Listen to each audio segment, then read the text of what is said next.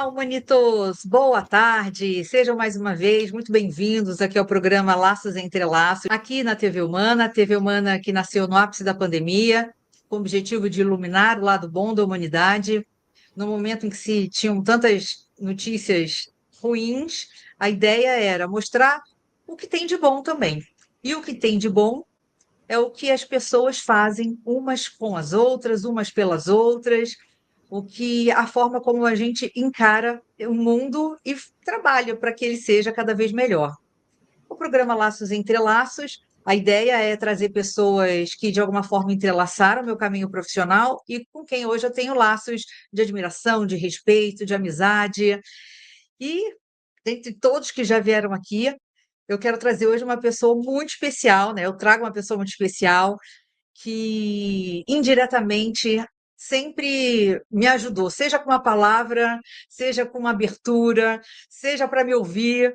Então, em vários momentos da minha carreira, eu tive a oportunidade de interagir com o Renato e ele sempre foi um líder.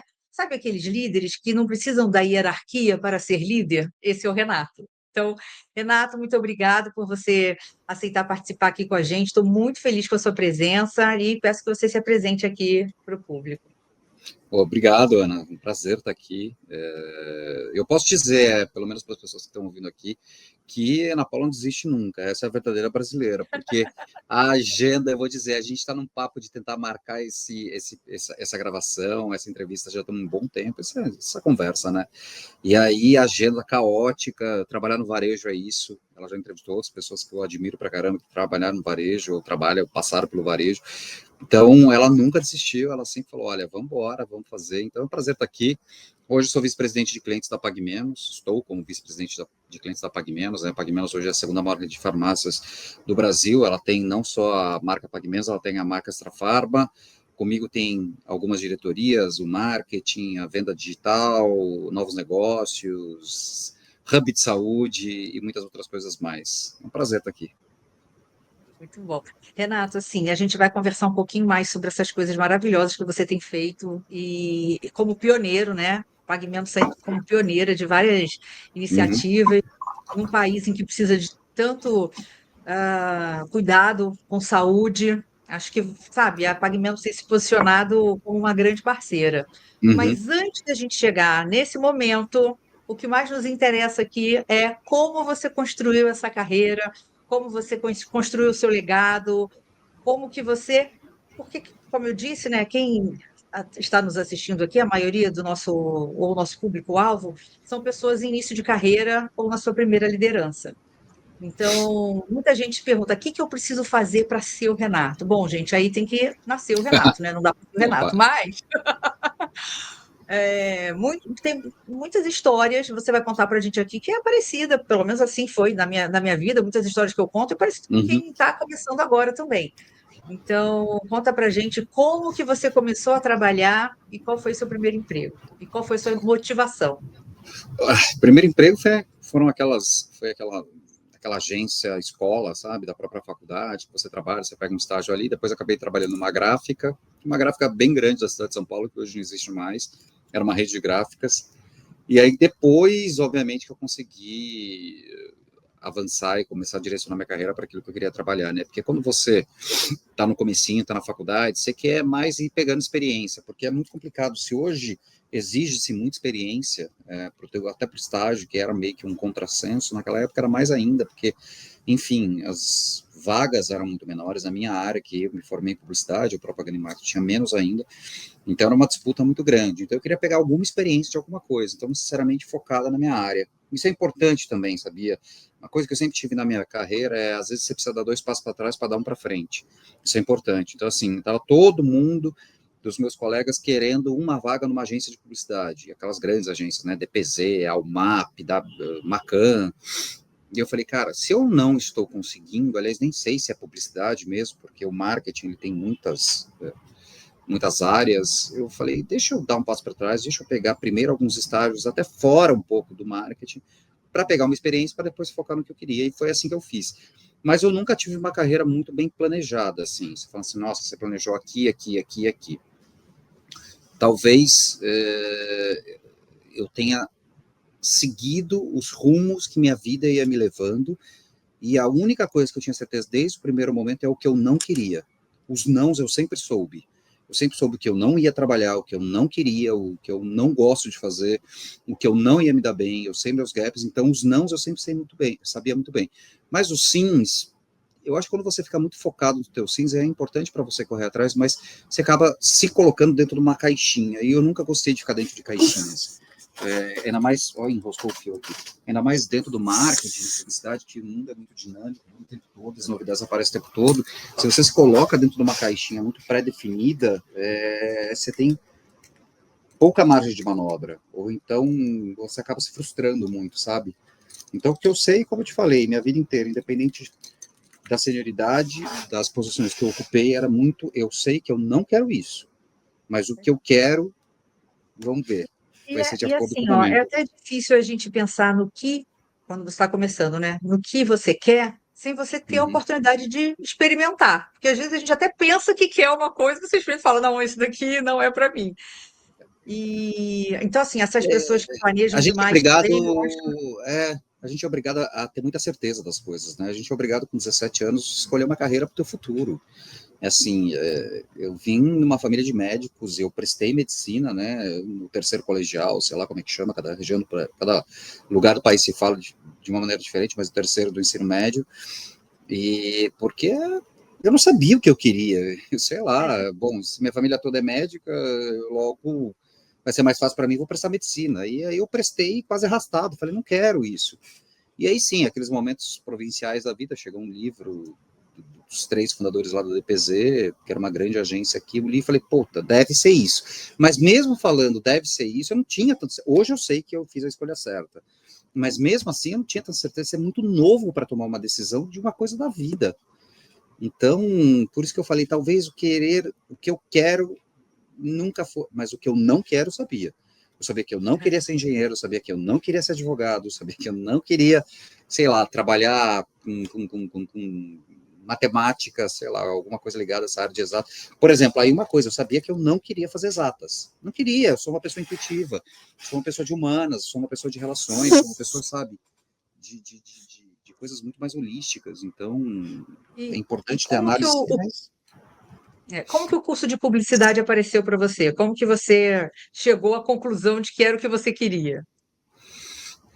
eu tinha um cardápio de opções. Então, assim, com os meus nãos eu consegui chegar e filtrar os sims.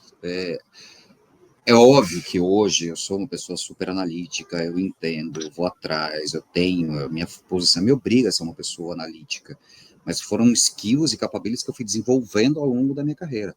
Naquela época, quando eu tinha 18, 17 anos, eu não era, mas eu sabia que sim, eu era uma pessoa muito intuitiva e não necessariamente criativa, tá? Todo mundo fala assim, isso é criativo, vai fazer publicidade. Não. Eu sabia que era muito intuitivo, eu sabia que eu conseguia ler o cenário de uma maneira muito mais aberta. Então eu falei, cara, eu preciso por esse lado, que geralmente são as profissões de artes, né? Tudo ligado ao meio artístico, ligado à criatividade, ligado a essa questão que desenvolve muito o intelecto criativo, era uma coisa que para mim fazia muito sentido. Então eu já tinha escolhido toda a parte aí de exatas, biológicas, no fim das contas acabou. Eu acabei excluindo porque eu prestei a medicina, mas eu vi que eu não ia fazer nem medicina, nem medicina veterinária, nem O bom é que biologia, você nem qualquer pôde dar coisa. satisfação para sua família, né? Você falou assim: olha, eu fiz, não passei, então não é para Mas, mim. mas teve, faz mais um pouco que você chega lá, faz mais alguns semestres. Eu falei, não, calma, já sei que eu não quero. Então, quando você tem aquela divisão, nem sei se hoje em dia ainda é assim, mas exatas, humanas e biológicas. Exatas eu tirei, biológicas eu tirei, sobraram as humanas. Aí não adianta, aí assim, direito não era uma coisa que eu queria. Aí eu peguei um dia um livro dos fundadores da DPZ, li o livro, eu falei, cara, eu gosto muito disso, porque é a criatividade orientada para negócio, entendeu? E eu gosto muito disso, fazia muito sentido, a história me envolveu. Eu falei, bom, eu vou prestar, mas eu quero uma coisa só, eu quero a melhor faculdade. Se eu vou fazer, eu quero uma. Não, mas você vai fazer cursinho por 6 meses, né? Porque eu tinha prestado o terceiro ano do ensino médio para medicina. 6 meses de cursinho, e se uma só e você não passa, você vai ter que ficar mais 6 meses. Eu falei, não interessa. Se é para escolher isso, eu vou escolher a melhor. E na época, a ESPM, que era a melhor faculdade de propaganda e marketing da época, ainda é uma das melhores hoje, disputa ali com o USP e tal. Estudei muito, mas muito. E entrei, e aí deu certo. Aí, desde então, eu tô Maravilha. aí. E assim, você contou da sua primeira experiência profissional, mas conta pra gente, como que você conseguiu esse emprego? O que eu tô hoje? Não, na gráfica. Ah, nossa, eu falo, Esse daí foi construído muito. esse aí foi construído. É, como que eu consegui? Olha que pergunta, faz tanto tempo que ninguém me pergunta isso que eu nem lembro, mas foi, acho que era uma, um amigo do tio, da tia, do primo, não sei o que, trabalhava e ele estava precisando de um estagiário na área de administração para fazer tudo. Minto, era um estágio para poder ficar ligando para cliente da gráfica. E aí, por que você não fez? Tipo call center ativo, mas não era call center, porque era de gráfica, não era um call center, são executivos de vendas mesmo que ficavam ali. E foi muito bacana, porque, por coincidência, era uma gráfica, por coincidência, imprimia muito material publicitário. E aí eu começava a descer na linha de produção para ver material publicitário, eu ficava olhando. Foi bem bacana, foi bem bacana. Eu acho que, enfim, o mundo te direciona por caminhos que você nem percebe e só depois você vai se dar conta.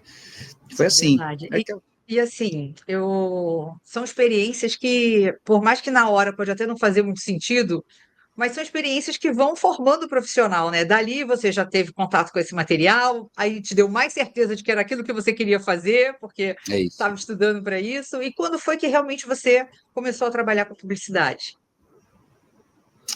Aí foi porque dali eu recebi uma proposta para trabalhar em uma operadora de turismo, cuidando um pouco da parte de marketing, mas fiquei pouco tempo, quando a Cora Hotelaria me chamou, porque eles precisavam de uma pessoa para falar de programas de... Mentira, olha isso! Gente, faz tanto tempo que eu não falo minha carreira. Antes disso, de eu ir para a Cora, eu recebi uma proposta de uma agência de eventos, para tocar a parte de eventos, assistente de eventos, alguma coisa assim, atendimento. Foi ali que efetivamente tive contato com o mundo da publicidade, porque publicidade e marketing é muito amplo, né? Tem evento, tem performance, tem a publicidade em si, tem TV, tem impresso, e é ali que eu comecei a pegar essa parte de eventos. Aí trabalhei com empresas enormes, tipo Ferreiro, Motorola, um monte na época, aí eu peguei gosto pela coisa e dali fui construindo, né? E olha que legal, Renato, assim, pensando na sua equipe e nos seus fornecedores, ouvindo você contar essa história, todo mundo se reconhecendo um pouquinho na sua história, tipo, não, não acredito, ele trabalhou na gráfica, não, não acredito, Não, trabalhou é com porque eventos. Não, mas ó, você vê como são as coisas, né? Você acha que você trabalha em um negócio que você nunca mais vai precisar daquilo. Eu cuido, uma das áreas não está diretamente comigo, tá dois níveis abaixo, né? Então eu tenho uma pessoa que reporta para mim e abaixo dessa pessoa tem uma pessoa que cuida da área de eventos da companhia, que é uma área gigante aqui. A gente faz 100 eventos no ano. E é engraçado, porque hoje eu negocio e falo com as agências e vejo o evento com o olhar de quem trabalhou com isso 25 anos atrás. Quando eu vejo um Exato. material gráfico, é engraçadíssimo, porque tem o ilhós, tem a marca de corte, tem a faca. E aí, quando o pessoal vem apresentar material de campanha para mim, que eu falo, não, o que vai ter de impresso? Deixa eu ver esse impresso aí. Não, essa faca vai ficar muito grande por conta dessa curva aqui. As pessoas me olham e falam, como você sabe disso? Cara, foi meu primeiro emprego. Eu ficava na linha de produção de gráfica vendo isso. Então, você leva essas coisas para você. É impressionante. Então, assim, então a gente está entendendo como que foi construído onde você chegou agora, né? Que você falou assim, tá me perguntando desse emprego? Não, desse não, mas olha só, tudo que vai É, acontecendo e tudo que vai. a musculatura que vai ganhando com cada uma das Vai. experiências, né? Uhum, uhum. E aí, dessa empresa, você foi trabalhar com programas de Depois eu fidelidade? fui, aí eu fui para isso, dessa empresa, eu acabei passando por aquela operadora, a operadora que eu fiquei pouco tempo, mas justamente na operadora eu acabei conhecendo todo esse mundo aí, passei pela Gol Linhas Aéreas, porque a Gol estava logo no começo, tipo, tinha Não, 2 anos a isso que eu ia Gol. comentar agora, porque quando a gente se conheceu, você era responsável pelo programa de fidelidade do Pão de Açúcar. Mas isso Isso, ainda numa época em que pouquíssimas pessoas falavam disso. Então, assim, nada, nem mais uma vez, existia. você é pioneiro ali, criando o que que é o relacionamento, porque até então, até a definição do que era relacionamento era muito incipiente, né? Era de compra e Não, venda, e era não. o CRM que todo mundo fala hoje, programa de fidelidade, na minha época, lá atrás, só tinha companhia aérea e hotelaria, né? Os dois que historicamente sempre tiveram, desde 1900 e bolinha, programa de fidelidade, que são as milhas, os pontos. E aí, trabalhar dentro do varejo com um programa de fidelidade era uma coisa muito complexa, tanto que quando eu cheguei no GPA era justamente isso. Tinha o programa de fidelidade, o Pão de Açúcar Mais, clássico, foi o primeiro programa de fidelidade do varejo brasileiro, só que não existia cultura dentro do varejo. O meu mandato, quando eu cheguei no GPA, foi justamente esse: olha, tá vendo, tem um negócio aqui, a gente precisa dar algum jeito nisso, precisa fazer alguma coisa, tanto com o Pão de Açúcar Mais quanto com o Clube Extra. E a decisão é, ou vai ou fica, né? Ou a gente mata isso, ou a gente dá uma cara. E a gente reestruturou completamente a ponto de, pô, foi super bacana, um sucesso enorme, uma transformação digital muito bacana, super comprada por toda a diretoria do GPA na época. Na época a gente Aí é chegou essa até. pergunta que eu vou te fazer agora, que a É, diretoria eu entendo tá, é, entender, mas como foi para você? E aí foi aquilo que eu comecei dizendo, né, da liderança que você tem, independente da hierarquia, liderança sobre os pares, liderança. Como que você conseguiu fazer com que essa cultura, primeiro, ela fosse uma realidade dentro da empresa? Porque para fazer acontecer, primeiro você precisava fazer com que as pessoas acreditassem nisso, né? gente, nada funciona. Assim, nenhuma empresa, nenhum segmento, nada funciona se internamente não se comprar ideia. Ponto. É simples assim. Não tem um material que desça para a loja, não tem nada que a gente faça aqui na Pagamentos, por exemplo. Isso foi na Recarga Pay, foi no GPA, foi na Cor, foi em todas as empresas, e as pessoas que estão participando daquilo não compram ideia. Essa coisa de top-down, ter que engolir, não funciona, especialmente quando você lida com inúmeras pessoas. Então, acho que a primeira coisa que você tem que ter como líder é saber dialogar, saber influenciar. E influenciar não significa convencer, significa fazer com que a pessoa entenda e ela passe a ser embaixadora daquilo que você tá trazendo. As melhores ações que eu fiz, as melhores coisas, foi quando as próprias pessoas dentro da companhia entenderam o valor daquilo que você está colocando. Teve um caso que eu vi que efetivamente, quando a gente fez lá a campanha do meu desconto no Pão de Açúcar, né, então era fidelidade, aí você ativava o desconto, ganhava desconto no sabão em pó, no Omo, na Heineken, seja o que fosse, e aí eu cheguei numa loja do Extra, e aí sem saber quem era eu, óbvio, porque, enfim, inúmeras lojas, a pessoa, olha, você já ativou o seu desconto aqui, porque Que aquilo, legal. aquele sabão em pó tá com baita no desconto, é super bacana. Eu falei, mas como é que funciona? Funciona assim, assim, assado. Isso, e eu até comprei um monte lá para casa. Eu falei assim, esse é teu discurso, né? É teu script. Ela falou, não é meu script, tem script aqui, mas eu tô falando porque para mim realmente valeu muito a pena. Quando eu saí, eu falei, pronto, bingo. A própria força Foi de venda já pegou. internalizado. Internalizou, não precisa fazer mais nada. Então, eles entenderam ali, e isso que é a magia do negócio, porque eles viram embaixadores do teu próprio negócio, você gasta muito menos, ou você tem que investir muito menos, talvez, em campanhas, que você tem que fazer de maneira muito exaustiva, para convencer teu cliente final, se a tua própria força de vendas entende o valor daquilo. E teve algum caso contrário a esse? Que você sentiu, meu Deus, vou ter que dedicar um pouco mais de tempo aqui para essa área, ou nesse, para essa Tem, todas as vezes. pessoa. Casos de transformação digital, né? Quando você lida com varejo, tem muita loja física. Lá no GPA foi assim, aqui na PagMenos, lá no comecinho foi assim. Você tem que explicar o valor, você tem que dizer que não tem disputa entre o que você vende no site versus o que você vende na loja, que são coisas complementares, que todo mundo ganha junto, que quem faz gol é time, não é uma pessoa. Então, você tem que, óbvio, em algum momento, primeiro você colocar, chama simpatia, é a famosa empatia. Se os líderes fossem um pouco mais empáticos, a gente ia ter um ambiente de trabalho muito melhor. Então, você sentar e tentar entender por que a pessoa do outro lado está pensando diferente de você, o que está por trás dela, qual o background, o que ela está levando ela a ter esse questionamento. Quando você entende isso, fica muito mais fácil dialogar, né? Porque daí você entende o contexto. Às vezes você acha que a pessoa só está de birra, Quando não, quando ela tem um contexto completamente diferente do teu e você não entende os gatilhos que aquilo que você está fazendo podem provocar naquela pessoa a ponto dela ser um detrator Uma daquilo. detratora. Você tem que entender, lidar com gente é isso, lidar com time é isso, lidar com liderança é isso, liderar é isso.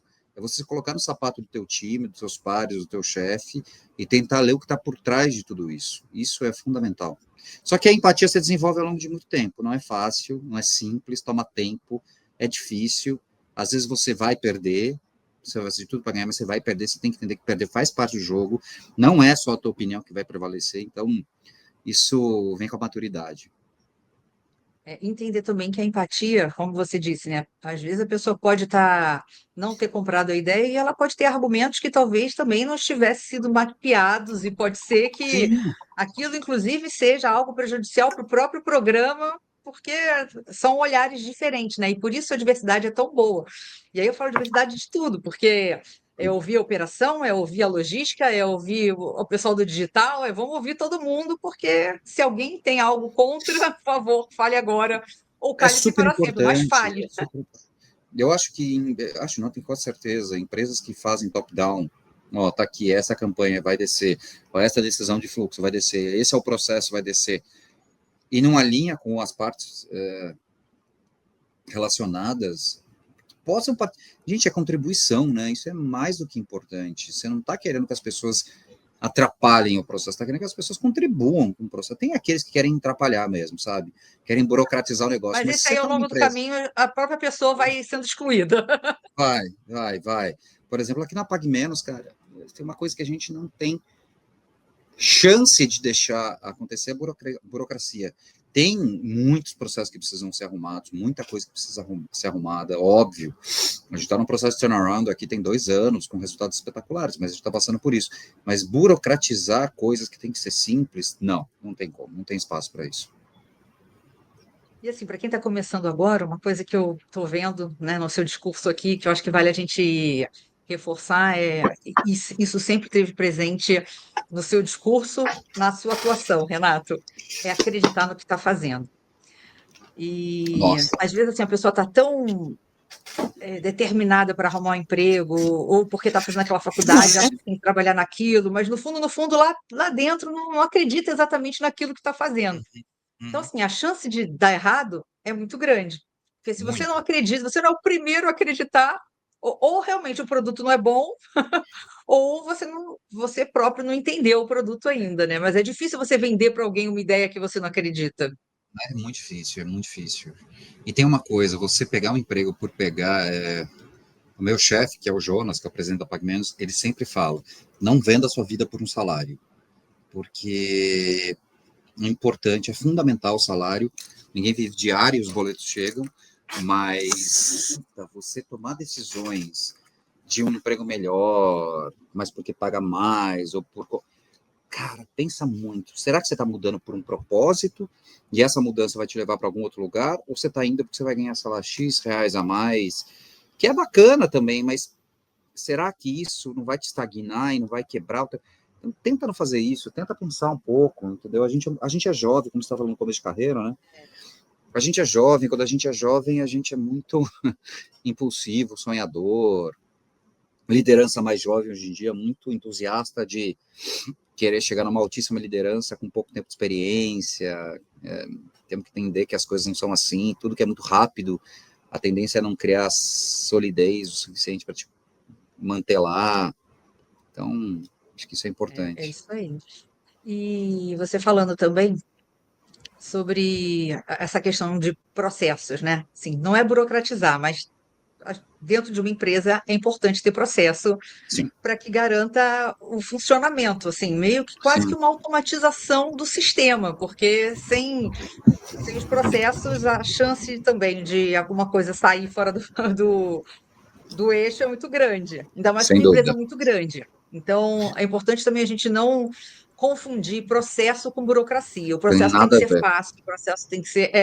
Mas ele O existe. processo é justamente para não criar burocracia. É justamente isso. O processo, porque o processo, quando ele funciona, tudo é muito rápido, não tem burocracia. A coisa acontece, a coisa flui. Aí, quando não tem processo, por não ter processo, você faz o quê? Você burocratiza. Bom, se não tem, eu vou criar o meu. Só que daí a outra área vai criar o dela, a outra área vai criar o dela. Quando você vê, virou um balaio de gato, todo mundo bate cabeça e ninguém sai do lugar. E depois que você fez publicidade, você estudou mais alguma coisa? Ah, eu tô sempre estudando, eu amo estudar, amo ler, eu amo me alimentar em geral de conhecimento, assim, independente de qual seja o conhecimento, seja estudo acadêmico, seja livro, seja filme, seja série, seja arte, seja o que for. Eu acho que isso é importante para estar sempre atualizado. Eu sou um ávido consumidor de tudo que é tendência, assim. Para mim isso é uma coisa brilhante, não necessariamente o meu trabalho. Eu tenho certeza que se hoje eu paro de trabalhar e vou fazer um sabático, eu vou continuar consumindo porque eu gosto de ver a beleza do mundo evoluindo, sabe, as coisas acontecendo. Aí estudei, fiz GV, fiz pós, fiz MBA, depois eu fiz um outro MBA agora em Stanford, um ano suando. A vida estava caótica, eu tinha que entregar trabalho toda semana com pessoas do mundo inteiro. Isso foi durante o ano. Tinha gente da Índia, gente da China, então, diferentes culturas, diferentes horários. Olha, valeu muito a pena, mas eu vou dizer que foi intenso. Eu tenho uma filha de 7 anos, e aí ela me É. perguntou outro dia assim, mamãe, quanto falta para eu parar de estudar? Eu falei assim, filha, coitada, eu preciso te... Nunca, você nunca vai parar de estudar, porque se Ela realmente vai você chegar. ainda mais. Não, hoje a minha pergunta é: eu vou chegar para minha mãe, mamãe, quando eu vou parar de trabalhar? Porque estudar eu quero continuar estudando porque eu amo. É que para criança, né, para o jovem, para o adolescente, estudar é muito custoso.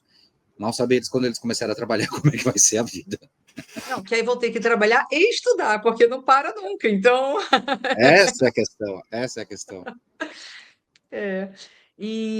Mas aí me conta, você saiu do que eu queria falar sobre a sua outra experiência. Você saiu do Pão de Açúcar e foi trabalhar no Eu saí do GPA e eu fui para a Recarga Pay. A Recarga Pay Como é? É era uma isso. Conta fintech, como é que é a vida numa fintech. assim, era bacana porque eu cheguei num momento que as fintechs, as startups em geral estavam crescendo demais, né? Tinha muito dinheiro, muito capital na América Latina, então estava se buscando muitos executivos, porque geralmente as startups, elas tinham o fundador e dois cofundadores trabalhando ali, contratava meia dúzia de pessoas meio de confiança e ia crescendo. Só que daí, para você ter um fundo de investimento colocando capital, você precisa ter um time minimamente de mercados, executivos, tal. Então eles começaram a buscar executivos no mercado. E aí foram buscar nas grandes empresas. Essa startup, puta, era super pequena na época, devia ter umas 30, 40 pessoas, super consolidada, mas estava buscando alguém para ser CMO, né, para estruturar a área de marketing do zero e queria alguém de mercado, e aí me trouxeram. Foi super bacana, foram 4 anos. Depois eu acabei assumindo a operação do Brasil, assumi várias outras áreas. Foi um baita desafio, porque eu cheguei lá sem time. Era basicamente, não vou dizer para não ter time, tinha um designer e uma pessoa que tocava lá, uma de performance. Mas aí acabou montando um time bem robusto. A companhia cresceu de 50 para 800 pessoas. Renato, essa aí é uma, assim, é uma virada muito grande, né? É, Parece uma coisa, você falando, tá tão fácil você falando, não, mas não, porque você assim, tem que você sai de uma, trabalhar não, você sai de isso. uma cultura, assim, de uma empresa que, por mais que você estivesse fazendo algo inédito, pioneiro, mas consolidada, Sim, né? Com cada um sabendo qual é o seu quadrado, sabendo qual que é o processo. Eu estou falando isso porque eu trabalhei no iFood também, sim. e numa área que a gente estava criando, que era dark stores e tudo mais. Uhum. Então, você está criando o processo, você está criando as atividades, você está testando, fazendo e testando, e numa cultura completamente É diferente, né? Tipo, tudo é test and learn o diferente, tempo inteiro, né? Cultura de altíssima performance, de resultado todo dia, crescimento exponencial. de crescimento exponencial, de você não conseguir passar a cultura na velocidade que a companhia cresce. Porque no fim das contas, toda empresa tem a ver com pessoas, né? E como você cresce muito, você não consegue passar a cultura da companhia para as pessoas que estão entrando, porque de repente entram 50 de uma vez, numa empresa de 1.000, de repente entram 300 de uma vez, entram 700 de uma vez. Então, como que você passa tudo isso? Como você alinha os processos? E quando você constrói uma área do zero, você não tem processo, tem que criar tudo do zero, e é muito test and learn. Aplica aqui, vê se está certo, se não dá, se não dá, você tira, se não, se acelera, e faz melhor, e faz teste AB, e assim, tudo acontecendo ao mesmo tempo agora, com a diferença de uma empresa grande, que uma empresa grande é muito consolidada, como você trouxe, talvez os ataques externos sejam menos danosos para uma companhia. Uma startup, os ataques externos vêm de tudo quanto é lado, ou de startups parecidas, ou então das grandes empresas que querem afundar as startups. E aí, assim, é o tempo todo você tendo que trabalhar no risco da unha, sem orçamento, em alta performance. Isso me trouxe, cara, um ganho que é para a vida, porque é Assim, trabalhar com por muito outro pouco. lado, o poder testar também, eu acho que, se falando A em ganho liberdade para profissional, isso. detestar é uma coisa maravilhosa, que já numa empresa consolidada, que você não tem tantos, né, como você falou, não é dessa forma, mas, por outro lado, você não pode errar. Numa empresa, não é verdade? É, é, eu acho que aí, primeiro que teve esse movimento, né, que eu te falei, dos grandes executivos indo para as startups. Aí, meio pós-pandemia, as startups deram uma cambaleada, porque, enfim, capital secou, taxa de juros, tal, etc. Algumas ficaram pelo caminho. A Recarga Pay super continua bem, mas está lá. E aí, esses executivos que tinham feito MBA, uma vida de MBA, 4 anos, 3 anos de uma startup, começaram a ser chamados de volta para as grandes empresas. Foi por isso que a PagMenos me chamou para cá. Porque eles já tinham me namorado antes, eu falei que eu ia para a startup, aí eles trouxeram de volta falando, bom, agora que você fez o seu MBA, vem para cá. Aí eu aceitei. E assim, é trabalhar muito com pouco, ou não com pouco, não estou falando em dinheiro, eu estou falando com pouco, não necessariamente você tem que trabalhar com abundância. Não é porque está em budget que eu posso gastar aquele dinheiro. Não, você tem que É. entender o business case, o que vai fazer, para quando vai fazer, mensurar resultado.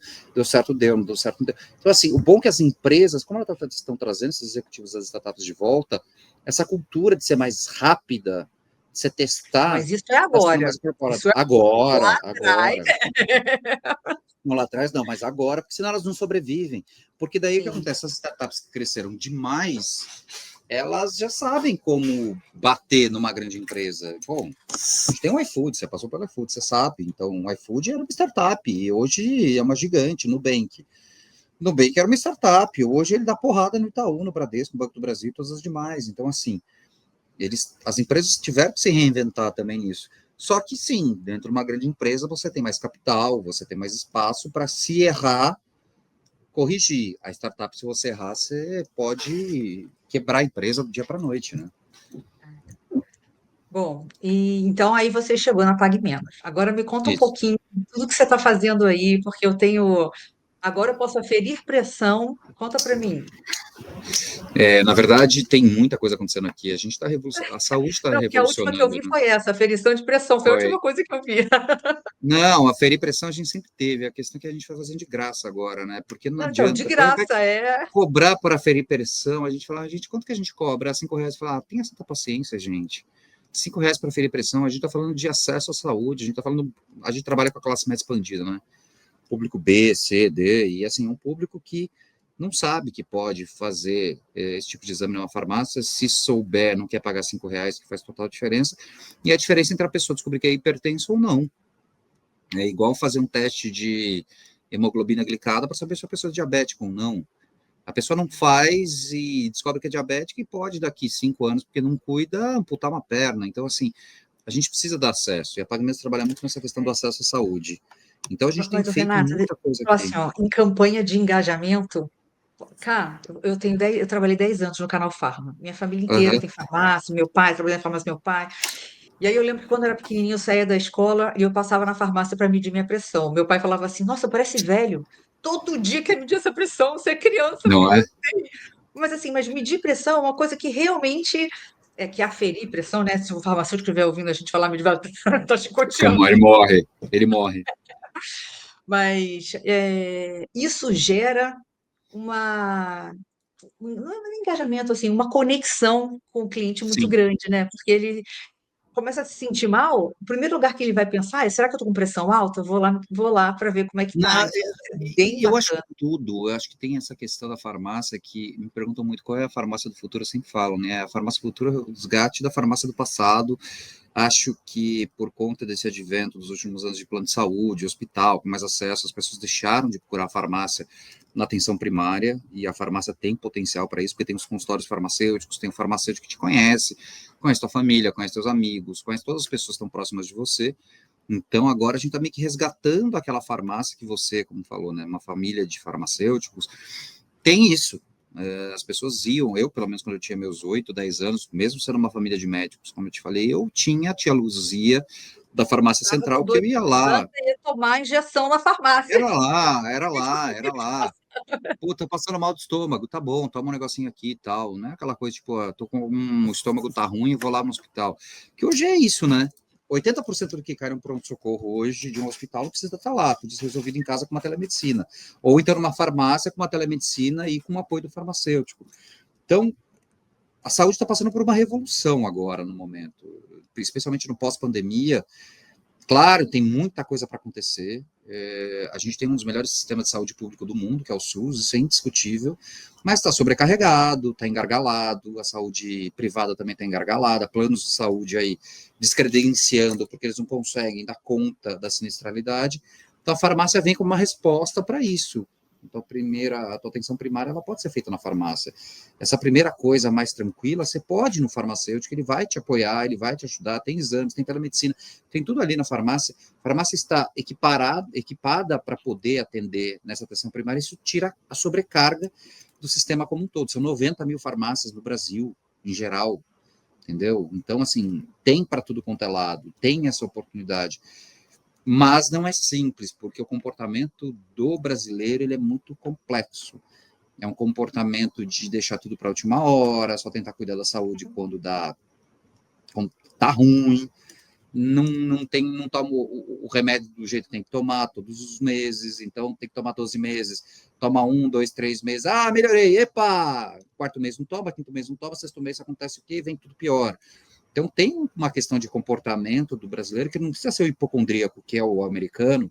O americano é hipocondríaco, né? Tudo que acontece, o americano. Mas o brasileiro precisa ter um pouco mais da prevenção, tal. E esse é um papel de acesso. E de acesso a farmácia trabalha bastante. Então é bacana, é lindo de ver. Trabalhar Não, com e outra coisa propósito. linda de ver, que eu preciso te falar isso, assim, eu estou esperando esse momento para te falar isso, é o resgate da figura do farmacêutico, sabe? Que sempre Total, foi uma figura muito total. importante para a comunidade Sim. e, e que foi perdendo um pouco de espaço, mas Uhum. que com tudo que está sendo feito agora, eu acho que eu tenho certeza que estão todos muito felizes. Sim. Eu falo, e sempre falei, e falo para eles aqui, e para qualquer entrevista, seja Valor Econômico, Veja, CNN, Globo, eu sempre falei, hoje e para os próximos anos, o protagonista do ecossistema de saúde brasileiro será o farmacêutico. Eu não tenho dúvida disso. Eu não tenho dúvida, porque só o farmacêutico, estamos falando de 90 mil farmácias. 90 mil farmácias têm, no mínimo, 90 mil farmacêuticos. Uma farmácia não pode operar sem um farmacêutico. No mínimo. Tem farmácia tem No 2, 3, mínimo, porque 4. tem que ter No dois, mínimo. mas no mínimo. Mínimo. Vamos dizer, no mínimo. Vamos supor que é uma farmácia que funciona só das 2 às 6 da tarde, vai É ter o ali um dono, só. não, é o dono, é o É o dono que está dono. lá, e ele abre e fecha, Oh, é que é o isso. farmacêutico. Dito isso, é a pessoa em saúde que entende de medicamentos, que hoje, com uma telemedicina, você pode colocar uma telemedicina dentro da tua farmácia, num consultório, para caso você precise, chame um médico para que faça essa consulta a duas pessoas, né, que chama teleinterconsulta. E é o cara que, assim, você consegue ir no médico todo dia? Não. Você consegue, mesmo fazendo uma telemedicina, falar com o mesmo médico toda vez? Não. Não. Você consegue todo dia falar com o teu farmacêutico? Sim. Se você Sim. quiser, todo dia você pode falar. E o farmacêutico conhece a tua esposa, o teu marido, os teus filhos, os teus pais, porque todo mundo ali. Gente, é que a gente fica numa bolha, todo mundo acha que a farmácia é o que você vê em São Paulo, capital, o que você vê em Fortaleza, o que você vê em Salvador, o que você vê no Rio. Não, eu estou falando de farmácias em Manacapuru, Catolé do Rocha, são cidades de 40, 50 mil habitantes, que a farmácia é praticamente o centro de referência de saúde da cidade, que conhece todo mundo. Você tem uma agência da Caixa Econômica, uma delegacia, a prefeitura e uma farmácia. Então, isso é revolucionário. Isso muda toda a figura de inclusão no Brasil. E o Brasil ainda tem muita gente para ser incluída no sistema de saúde. Muita gente que nunca sequer cogitou que poderia ter acesso, porque a saúde é vista como cara, elitista, inacessível, sabe? Então, é um papel de inclusão. E quem vai fazer isso? A farmácia. Então, por isso que eu falo, e aí reforço o teu ponto, eu realmente acredito que o farmacêutico ele vai ser o grande protagonista do sistema de saúde brasileiro pelos próximos anos. Então, assim, para quem está começando agora, claro que precisa saber o que não quer, como você Vai falou. fazer farmácia, vai fazer farmácia. Cara, vai fazer farmácia. Não, mas é sério, assim, como eu te falei, trabalhei 10 anos e da minha família inteira, todo mundo, a Sim. gente fala, nunca vai ficar desempregado. Um Não, farmacêutico nunca fica desempregado. não. O farmacêutico nunca fica Pode desempregado. estar Por mais que velhinho e tem lugar vai para estar ele. lá. E ele é o cara que. E a gente fala, sabe, ele é quase. A gente brinca, eu brinco, é uma expressão que, longe de ser pejorativa, mas é para fazer uma analogia. Eu falo que o farmacêutico é quase um panda. Quem que briga com panda? Ninguém briga com panda. Porque o médico precisa do farmacêutico, o plano de saúde precisa da farmácia, os laboratórios O precisam consumidor desafogar a precisa. farmácia, o consumidor precisa da farmácia, o plano de todo mundo precisa da farmácia e do farmacêutico, então é o cara que, vai, sabe, tipo, o cara que é amigo de todo mundo e vai dar a mão para todo mundo, vem, porque, gente, o ecossistema de saúde é completamente fragmentado no Brasil. É ninguém falando com ninguém, ninguém quer, sabe, é tudo bagunçado. A farmácia, ela tá meio com um farmacêutico aglutinando isso, meio que centralizando para facilitar essas pontes e conexões. Isso é muito bacana. Pela capilaridade, pelo acesso, por justamente ter essa questão de É uma questão a farmácia, técnica, de conhecimento mesmo, técnica. para poder Exato, atuar, né? exato, exato. Que legal. E para quem está começando agora, assim, eu falei de farmacêutico, mas pelo amor de Deus, tá, gente? Pensa primeiro se Não, vocês vão, não, pelo vão amor de saber Deus, dar, é. vão querer aplicar uma injeção, se vocês vão poder ver sangue, se vocês realmente têm aptidão no É, cuidado. Que o farmacêutico, assim, eu acho que essencialmente, né, genuinamente, é o cuidado ali com a outra pessoa, é é a isso aí. escuta, enfim, além da questão técnica. Mas para quem está começando agora, eu queria que você falasse um pouquinho sobre o mercado de trabalho, o que que essa pessoa, quais são as soft skills que essa pessoa precisa ter, saber exatamente o que não quer, bem importante, você já deu essa dica aqui, mas o que mais você traz para a gente? Saber o que não quer, mas sempre aberto a rever os teus preconceitos, né? Tipo, eu não quero Às isso. De vezes não repente, quer, mas pode nem ser que você. sabe o que que é exatamente o que não quer, né? Não. Eu sabia o que eu não queria por valores. Assim, tem muitas coisas que, assim, por exemplo, a parte de não querer ser uma pessoa de exatas não me fez fugir da vida inteira. Para ser um vice-presidente, eu preciso entender exatas. Eu preciso saber de análise. Então, eu tive que, Mundo, é, né? Eu tive que assim, é aprender, eu tive movido que por fazer. informações, por dados, agora, É, mesmo quem não eu quiser, tive vai que, aprender eu alguma tive que. coisa. Mas eu acho que tentar entender o que você não quer por valores, mas eu acho que o fundamental é você ser resiliente. Resiliente.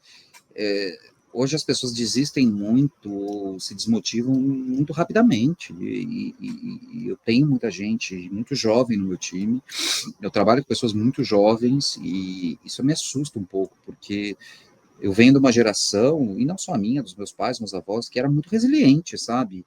De aguentar muito mais, não desistir da primeira vez, de ser questionadora, de ir atrás. Então, tem muita resiliência, o mundo muda numa velocidade absurda, coisas que na minha época levavam Não que a 10 gente não anos é de velho, né, ciclo. Renato? Vamos lá, Não, a do gente jeito que não você é fala, velha, a gente mas, não é velho. mas os ciclos eles eram muito mais longos. Hoje em dia, o ciclo que para a gente levava 10 anos, 5 anos para acontecer, hoje acontece às vezes em 4 meses.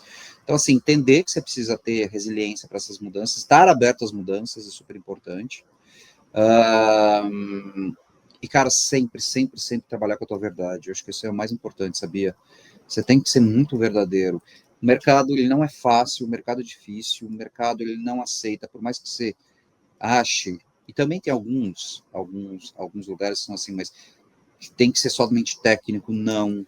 Assim, se você quer ser líder, especialmente, liderança tem a ver com pessoas. A partir do momento que você vira líder, você vai 90% do teu tempo 90 é muita coisa. 70% do teu tempo você vai ficar liderando pessoas, 30% você vai ficar executando e fazendo. Então, se você não quer ficar liderando gente, que é chato, porque dá trabalho, não entre numa carreira de liderança. Tem carreira em Y, você pode ir para especialistas, consultores, e tá tudo bem, não se cobre isso. Mas se você vai para um cargo de liderança, que nesse cargo de liderança sabe que você vai ter que liderar pessoas, e liderar pessoas te toma boa parte do tempo. Quanto mais você sobe na tua carreira, mais liderar e mais isso vai ficando importante para o teu dia a dia. Então é saber que para lidar na carreira corporativa você vai ter que ter isso, vai ter que ter esse jogo de cintura e lidar com pessoas. E não pode ser, você não pode ser irresponsável com a vida das pessoas. Eu vejo muito líder não liderando e trabalhando de certa forma, de uma maneira muito responsável com os seus liderados. Isso é triste, porque você está falando da vida corporativa de uma pessoa que impacta, enfim, uma família inteira. Impacta uma pessoa, impacta toda uma família, tudo que está ao redor daquela pessoa. Deve ter muita responsabilidade. Eu acho que é isso, resiliência, não desmotivar, ser muito responsável, trabalhar com suas verdades e, Saber obviamente, saber seus estudar, nãos.